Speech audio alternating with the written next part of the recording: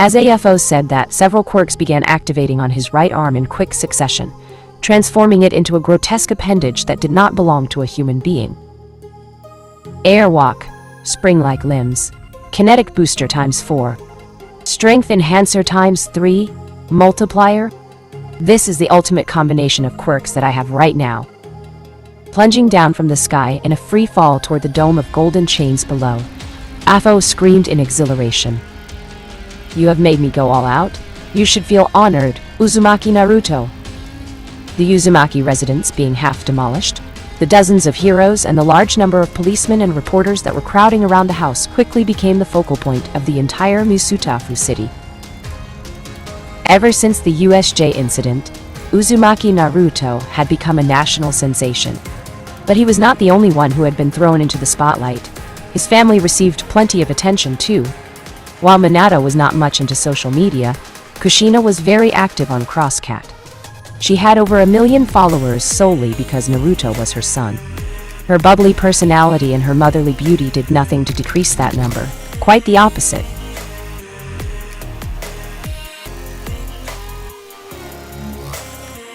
That being said, when the news that Uzumaki Kushina and her adopted daughter were attacked by the League of Villains in their own home got out, the very same villains that had attacked the students at USJ a few months before, it set Musutafu City ablaze. All Might, Kamui, Mount Lady, Death Arms, Backdraft, and a few others rushed to the scene right away. Not long after them, even the rabbit hero made her appearance. Judging by her attire, she was not wearing her pro-hero costume. It seemed like she had been in the middle of working out at the gym when she got word of what happened to Naruto's mother, and rushed to her aid straight away. However, everything was already over by the time they arrived. All they found was the half-demolished house bearing the scars left behind by Kushina's adamantine sealing chain and the severed arm belonging to the villain who had attacked them. Nevertheless, only minutes after everyone's arrival at the scene, the Hero Network app sent an SOS signal to all the heroes who had their smartphones with them. The UA High's freshman training camp was under attack. If the forest looked like a tornado had passed through after AFO's air cannon attack, this time around it was unrecognizable. All that remained was a deep crater over 150 meters in diameter. At the bottom of that crater, still covered by the dome created by his adamantine sealing chains, Naruto lay on all fours on the ground, seemingly out of breath and his entire body shaking uncontrollably. Eventually, he reached his limits, and the adamantine sealing chains dispersed into a shower of golden light.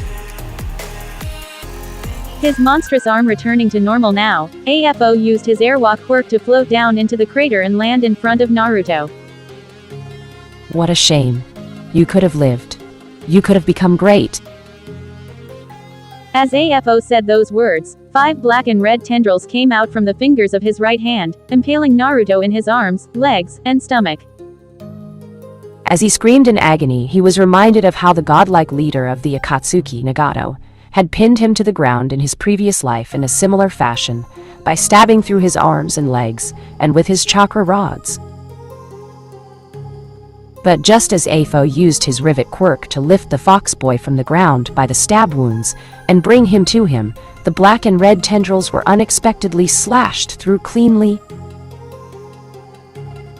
A moment later, a sonic boom exploded and a great gale of wind raised a dense curtain of dirt and dust, cloaking the entire area in semi-darkness. Whoever the new arrival was, they had been moving at a speed faster than sound. Air cannon? All for one shouted, his voice betraying the fact that he was starting to lose his patience.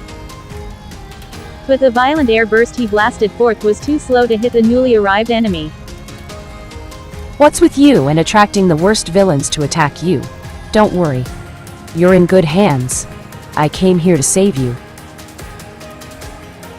Opening his eyes, the first thing Naruto saw were 2 large crimson wings. He recognized the identity of his savior immediately. It was Hawks, the number 4 hero, and the crimson feathered wings were his famous all-purpose quirk, Fierce Wings. Currently, Naruto was being carried by several of his feathers. 1. Going against him alone would be suicide, Naruto said bluntly, all the while wincing from the burning pain coming from his stab through arms, legs, and stomach. He has too many quirks. He's too durable and strong. He has no faith whatsoever in the number 4 hero. Huh. You're hurting my feelings, Hawks said jokingly, but his eyes were serious as he looked at the masked man floating in the air. Don't talk anymore. Save up your strength. You need to live. Wait, don't send me away yet. Naruto yelled when he saw Hawks controlling his feathers to take him away from the battlefield.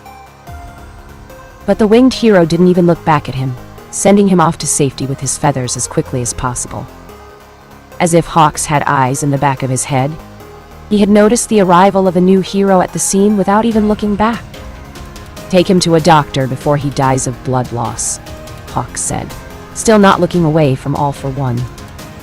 The moment he was transferred from the feather's hold into someone's arms, Naruto recognized them by their scent alone.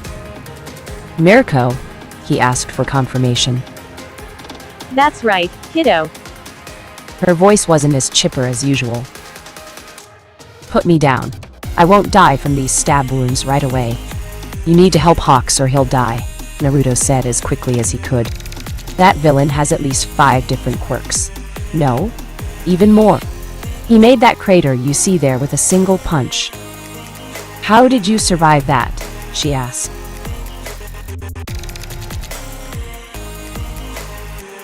Naruto couldn't reply to her because in the next moment, a huge burst of air aimed in their general direction forced Mirko to kick the ground and break into a run to evade the blast radius.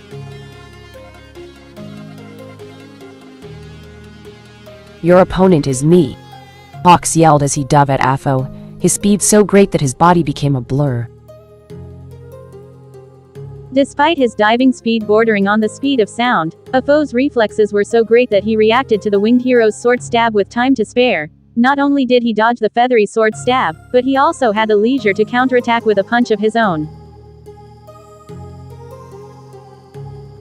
Unlike in his fight against Naruto, who was still just a kid in his eyes, All for One did not underestimate Hawks. He hadn't taken Naruto seriously until a hole was gored into his throat. With Hawks, however, he didn't play around as much. Hawks' speed alone was enough to make him pay attention to him. Hawks was able to dodge All for One's counterattacking punch, but he was not prepared for what followed next. Air cannon. An airburst blasted him away like a broken kite, smashing him brutally into a nearby mountain cliff. But he was far more durable than he looked at first glance. Right as Afo's rivet quirk was about to impale him, Hawks flapped his crimson wings and flew away, inwardly shuddering as he looked at the way the cliff was shattered into pieces by the 5 black tendrils. Phew, that was close, Hawks said lightly and broke the sound barrier once again as he lunged at All for One, this time slashing horizontally at his neck with his feather sword. Metallic clangs and bright sparks flew as Hawk's feather sword clashed against the bony protrusions coming from Afo's arms due to his scree-like bones quirk.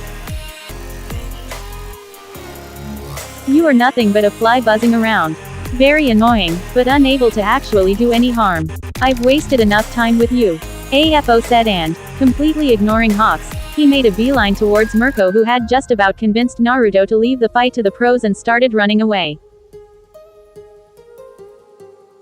Despite his mixture of quirks and incredible power, Afo's current arsenal was not geared toward speed. Although Mirko was not running at full speed at that moment, she was afraid of going supersonic due to Naruto's wounds. Afo could not catch up to them in a short while with Hawks diving at him for guerrilla attacks constantly. Rivet stab? Afo shouted, and Hawks was forced to perform inhuman acrobatics in the air to avoid the seemingly heat-seeking tendrils homing in on him. Air cannon. Shit, this is bad, Hawks cussed. So preoccupied he had been with dodging the rivet quirk's spear-like tendrils that he had not been prepared for Afo to instantly use his air cannon quirk too. The airburst caught him full on and flung him away violently for the second time that day, sending him tumbling through the air for more than 2 kilometers. With the annoyance out of the way, Afo let himself fall to the ground, momentarily stopping in one spot.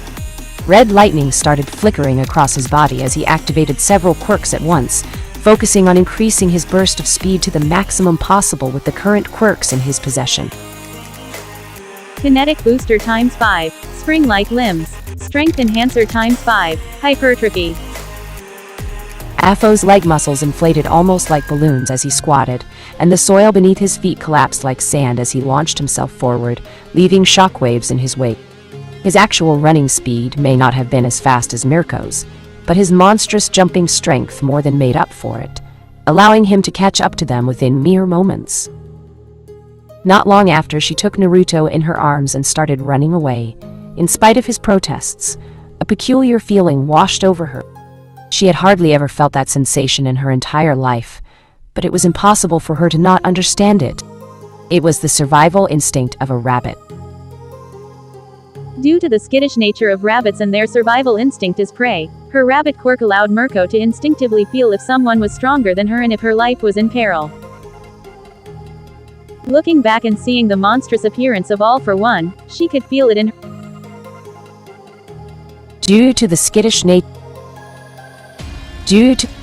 Looking back and seeing the monstrous appearance of All For One, she could feel it in her bones. If he lands even one flush hit on me, I will die. However, despite being in the midst of a life or death situation, a grin appeared on her face. A hero never backs away from their responsibilities. She yelled to psych herself up and started running in a zigzag pattern, making it difficult for Afo to use his jumping powers to its full potential. With his jumping strategy rendered obsolete, Afo made use of his airwalk quirk once more. In a manner reminiscent of how Bakugo used his explosions to propel himself forward, Afo began firing shockwaves from his air cannon behind him, accelerating his body forward at top speed. Rivet Stab. But the black and red tendrils were shattered again before they could reach their target as Hawks cut in their way with his feather sword once more. I'm not the best against the durable power types, Hawks thought. He was at the end of his wits. The only reason Mirko and I have lasted for so long is because of our speed. He couldn't see any way out of their current predicament because he had no way of damaging Afo. The most he could do was be an annoyance, and Mirko had to carry the mortally wounded boy to safety. I've wasted enough time because of you. Begone. Afo yelled, infuriated at Hawks, who kept getting in his way. Hawks launched a hail of arrow-like feathers at All For One, but he completely ignored that wide attack and pointed his finger at him as he said, "Air bullet." Unlike the huge shockwaves that he had launched until then, this time around, the range of the attack was far smaller, and the speed was far faster too. "Oh no!"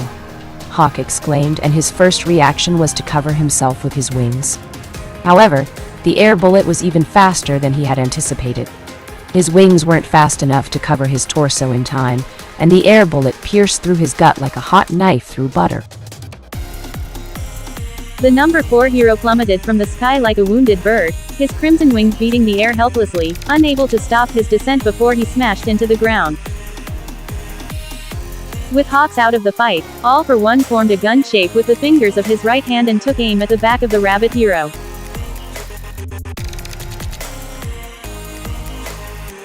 The same type of attack that had shot Hawks out of the sky was now aimed at her. Her instincts told her that if it landed, it would be over. Not just for her, but for the dying boy in her arms as well.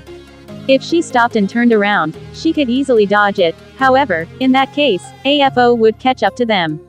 If Naruto wasn't bleeding, she would be able to run at her top speed and leave her pursuer in the dust. However, with a wounded person that she needed to protect, she couldn't afford to do any of that. At that moment, in that state of intense stress and concentration, a peculiar change occurred within her. As her senses extended beyond her physical boundaries, her field of vision expanded, the clarity of her hearing increased manifold, and time seemed to slow down in her perception. It was not something as simple as just getting in the zone due to her intense concentration. It was something more. It wasn't only her perception of time and space that had changed. Her entire body went through a metamorphosis. There were no visible changes, but As Rumi was deeply familiar with her physique, she could distinguish the stark difference in her sense of balance, the strength of her leg muscles, the capacity of her lungs, and even the degree of impact she felt in her joints and bones when running. Her quirk had awakened. "Air bullet," All for One said, and a burst of air shot from the tip of his index finger like from a real gun. However, the rabbit hero unexpectedly twisted her body and the air bullet missed her thin waist by a hair. A fluke, All for One thought, clicking his tongue as he prepared to shoot another bullet with his air cannon quirk. However, as he fired his air bullet again, AFO started getting restless. She had managed to dodge it once. It could be chalked up to a mistake on his part the first time. But dodging his air bullet a second time, without even turning to look at him, was unsettling. It may have been a coincidence the first 2 times, but when it happened again and again, it became a pattern. Don't tell me, Afo thought, having a hard time believing it. Did she just experience a quirk awakening? In his pursuit of Uzumaki Naruto, although only a very short time passed, All for One and Mirko were already more than 100 kilometers away from the training camp by now. Usagiyama Rumi, All for One screamed at the top of his lungs. "If you take this away from me, you will pay with your life." However, Mirko didn't entertain him with a reply. If she had been afraid of the villain's retaliation, she wouldn't have become a pro-hero in the first place. Therefore, she just kept running at a constant speed towards Musutafu City, just fast enough for AFO not to be able to catch up to her, but slow enough to not cause Naruto's wounds to worsen. Her goal was to meet with the rest of the pro-heroes, who were bound to flock towards UA High's training camp, to rescue the students after the SOS signal that had been sent on the Hero Network app. Although she was unable to inform anyone directly of her exact situation and whereabouts, the HPSC could track her location through the GPS thanks to her smartphone. For the smart people at the top of the organization, it should not be difficult to deduce what was going on, considering that she and Hawks had been moving together away from the camp at such a tremendous speed. That being said, it was only a matter of time before the rest of the heroes converged on her location, and, with his intellect, All for One could see through her intentions too. That's why he went as far as to start threatening Mirko in order to make her stop. Uzumaki, Naruto is mine. I will stop at nothing to get what I want. Do you hear me? When Mirko continued ignoring him, he shouted again. "I know about your mother. I know about the orphanage you've been secretly funding for years. I know everything about you. You and everyone else you hold dear will pay for what you did today." Although Afo's screams faded into the distance, a clear sign that he had given up on his pursuit for the moment, Mirko's visage did not lighten up. How did he find out about the orphanage? As far as she knew, aside from her mother, nobody else knew about her charitable actions. She had kept it a secret not only because she was not the type to blow her own trumpet, but also for the sake of not giving the villains a weak point to exploit.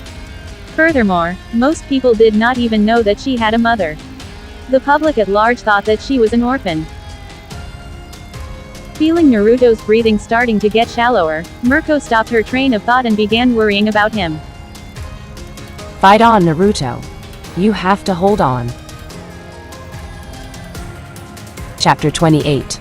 Demon. Someone cut his clothes. Clean cloth and bandages.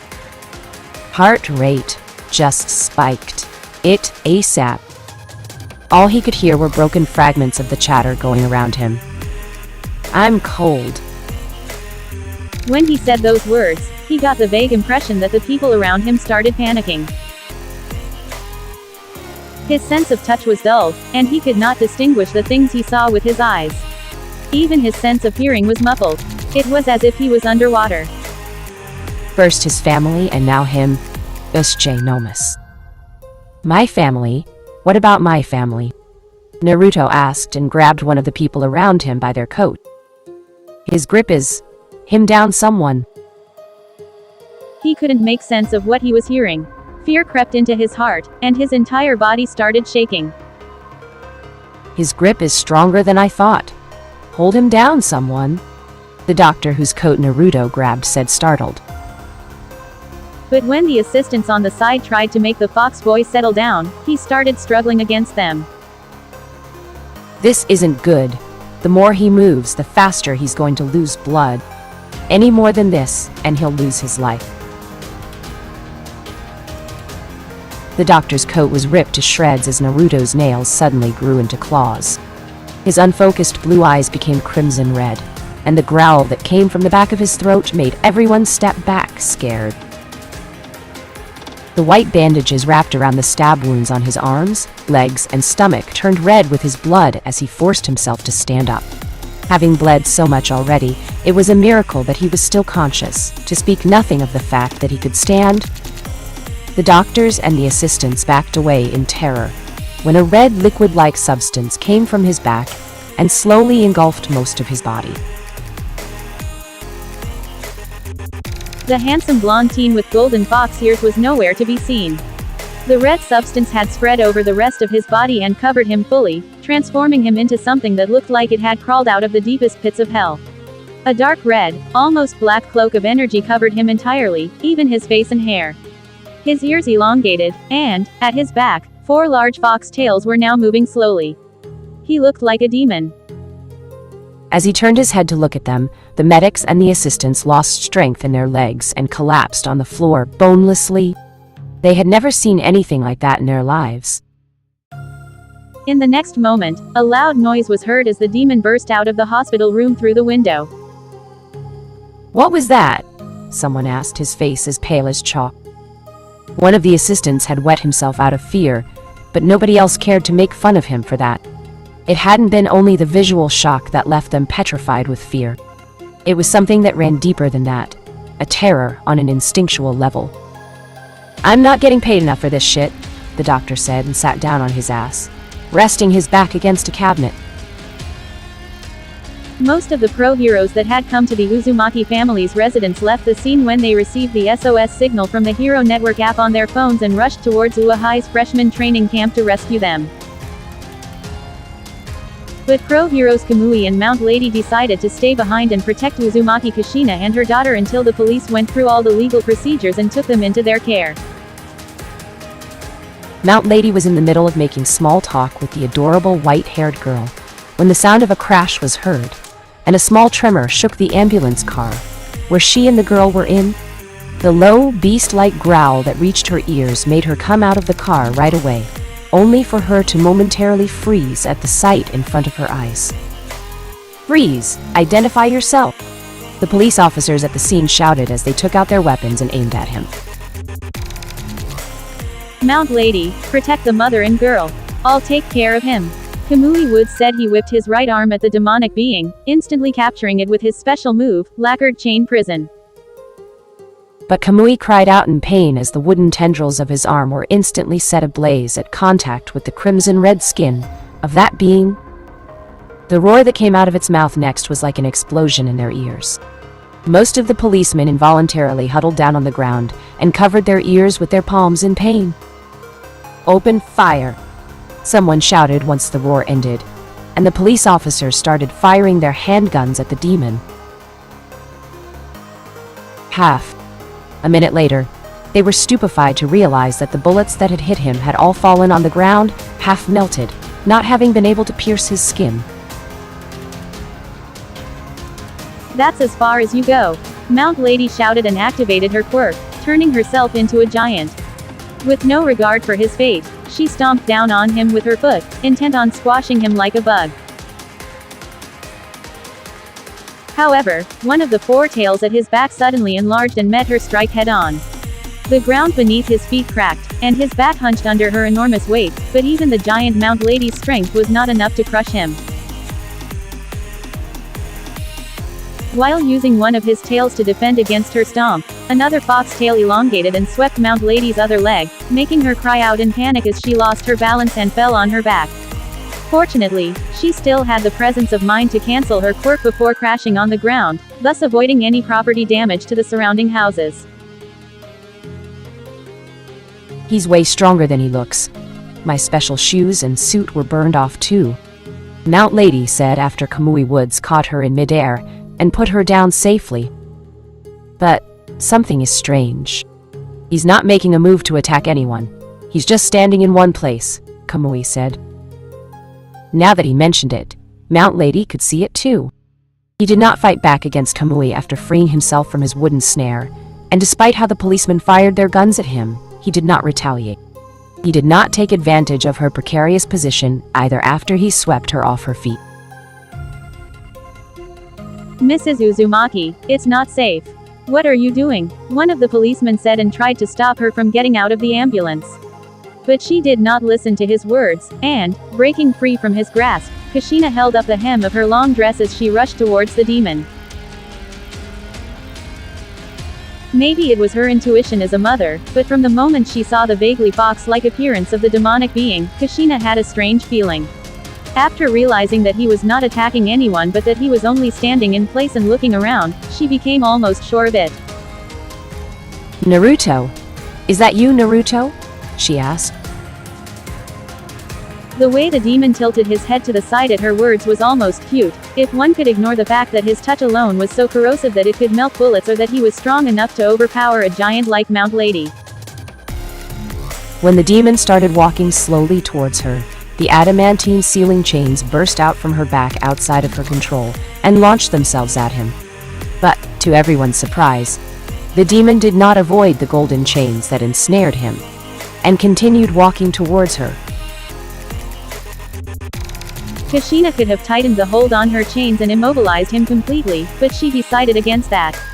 By the time she was face to face with him, most of the dark red shroud covering Naruto's body had dissipated into a shower of lights, starting to reveal the true appearance hidden below. "Mom, you were safe," he said tiredly, but in a tone of relief, and let himself fall into her arms. Kushina quickly hugged him tightly and sat down with him. Noticing him becoming slack in her arms, she realized that he must have lost consciousness. "Can anyone bring me a blanket?" Kushina asked. The red substance that had come out of his back and covered him from head to toe had been corrosive to the touch not only for other people but for his clothes too. He was completely naked, his 4 fox tails being the only thing protecting his modesty. The League of Villains that had attacked Uahai at USJ strikes again. 5-year-old boy was killed mercilessly by the villains. Uahai Professor Shota Aizawa is in critical condition at the hospital. Uzumaki Naruto and his family targeted by villains. 20,000 protesters in Tokyo demanding harsher punishment for villains. 2 days after the League of Villains attack on the UA High Freshmen's training camp, the general public's outrage at the actions of the villains had yet to calm down. The mass media would not stop talking about it either. Now, thousands of protesters were flooding the streets of the Shinjuku district of Tokyo, chanting and carrying banners through which they demanded the government take action. "What has the world come to?" Minato said with a sigh as he watched the news on TV. "Makes me think of when I was a child, before All Might became the #1 hero," Kushina also said. The two of them had not experienced such a turbulent time in many years. In the span of only 3 months, 2 pro-heroes, 2 hero students, and an innocent child had been killed by the villains. When the door of the living room opened and they turned to see who came in, it was their son, Naruto. He was still sickly pale due to having lost much blood 2 days ago, but the deep stab wounds on his arms, legs and stomach had been fully healed after his quirk's awakening. "What are we going to do next?" he asked as he sat on a couch not far from their sofa. "Our home is in ruins, and the villains know our location too. And All for One is alive. He'll never stop hunting for us." He was clenching his fists so hard that his nails were digging into his palms. "It's not the end of the world for us," Minato said, trying to reassure him. "We knew there would be a day when we might get targeted by villains. That's something we've taken into consideration when we decided to support you in your choice to become a pro-hero." "Your dad is right, Naruto," Kushina also said. "Besides, now that they failed their first attempt, they won't attack us for a while. In the meantime, we can disappear off their radar." Naruto bit his lower lip, but he didn't say anything. His frustration, his anger, and his anxiety were not to be released onto his parents. Throwing tantrums was the last thing he wanted to do at that moment. What about your job? And what about your social life? Your friends? Minato stood up from the sofa and walked to Naruto's couch. It wasn't your fault, Naruto, he said, putting a hand on his shoulder. Don't beat yourself up over it. And don't worry about my job. On the contrary, I think I will be very busy for a while. Something in the tone with which Minato spoke those words made Naruto's head abruptly shoot up, and he looked at him secretly startled. Father and son looked each other in the eye without saying anything for a few very long seconds. The AHSPC promised to get us new identities, but I'll still have to search for a new job. Buy furniture for the new house we're going to be living in, buy a new car, and also find a place for you to rent and live alone. His father's words about him needing to live alone made Naruto almost forget about the strange feeling he got from him a few moments earlier. But deep down, he could not shake off the sensation that something was off. From what All Might told me, the school was already planning on opening a dorm and making it mandatory for all students to live on the campus, for security reasons. But they haven't taken a decision yet, so you'll have to live alone for some time. Of course, we're not happy at being away from you, but this is the only choice we have if you want to keep attending Ue High. Our secret identities would not mean much when you're so easily recognizable with your tails. All Might said he would talk to an old acquaintance of his and I've had enough of All Might for now, Naruto spat, but then he quickly apologized. I'm sorry, it's just, he's the one who told us that All for One was dead. That's why we decided to reveal our chains to the public. If it weren't for that, we'd still be safe now. How can I trust him with anything about our safety anymore? At that moment, the doorbell rang.